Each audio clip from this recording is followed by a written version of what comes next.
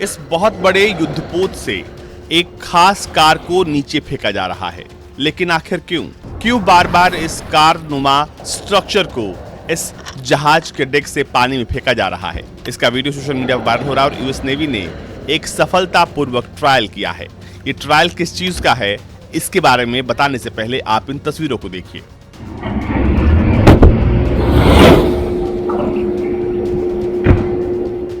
तस्वीरों में दिखाई दे रहा है कि कार की तरह दिखने वाला ये स्ट्रक्चर, इसे एयरक्राफ्ट के लॉन्चिंग पैड से नीचे फेंका जा रहा है और ये जाकर पानी में डूब जाता है। दरअसल यूएस नेवी जो है वो इस खास एयरक्राफ्ट सिस्टम के लॉन्चिंग पैड्स को चेक कर रही है और इसे कहते हैं इमाल्स। वीडियो में दिखाई दे रहा कारनुमा स्ट्रक्चर 80,000 पाउंड के वजन वाला है, जो तकरीबन 150 मील प्रति घंटे की रफ्तार से आगे बढ़ रहा है और जाकर वो गिरता है पानी में।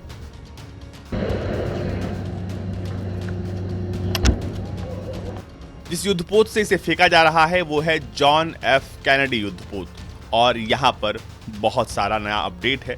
अपडेट ये है कि यहाँ पर अमेरिकी नेवी अब इमाल्स की टेस्टिंग कर रही है।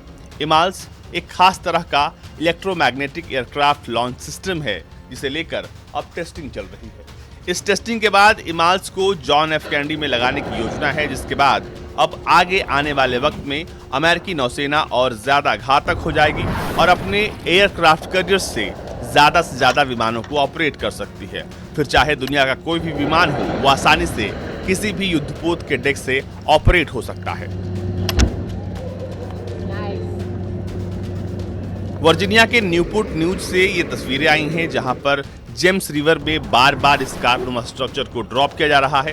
तो आइए समझते हैं कि आखिर ये इलेक्ट्रोमैग्नेटिक एयरक्राफ्ट लॉन्च सिस्टम क्या है और क्यों इसकी टेस्टिंग के लिए कारनुमा स्ट्रक्चर को बार बार यहाँ फेंका जा रहा है।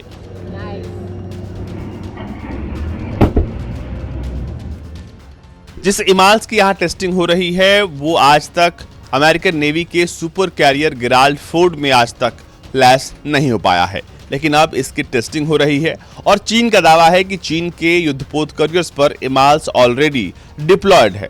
लेकिन फिलहाल यूएस गेराल्ड फोर्ड पर भी सिस्टम को लेकर संघर्ष हो रहा है। दरअसल इलेक्ट्रोमैग्नेटिक एयरक्राफ्ट लॉन्च सिस्टम दो तरह का होता है। इसमें किसी भी एयरक्राफ्ट कैरियर से फाइटर प्लेन को लॉन्च करने के लिए खास तरह के सिस्टम की जरूरत होती है, क्योंकि एयरक्राफ्ट का रनवे जमीन में मौजूद रनवे से छोटा होता है। इसलिए एयरक्राफ्ट कैरियर पर प्लेन की लैंडिंग और लॉन्च के लिए खास तरह के सिस्टम्स का इस्तेमाल होता है, जिसे कैटोबार सिस्टम कहते हैं। कैटोबार सिस्टम का काम किसी भी एयरक्राफ्ट कैरियर से फाइटर प्लेन को लॉन्च या रिकवर करना होता है। ये सिस्टम दो तरह के होते हैं। पहला स्टीम कैटापल्ट, जो आज के ज्यादातर कैरियर्स में इस्तेमाल होता है। दूसरा इलेक्ट्रोमैग्नेटिक एयरक्राफ्ट लॉन्च सिस्टम, मतलब इमाल्स। इमाल्स कई मामलों में स्टीम कैटापल्ट से काफी उन्नत है।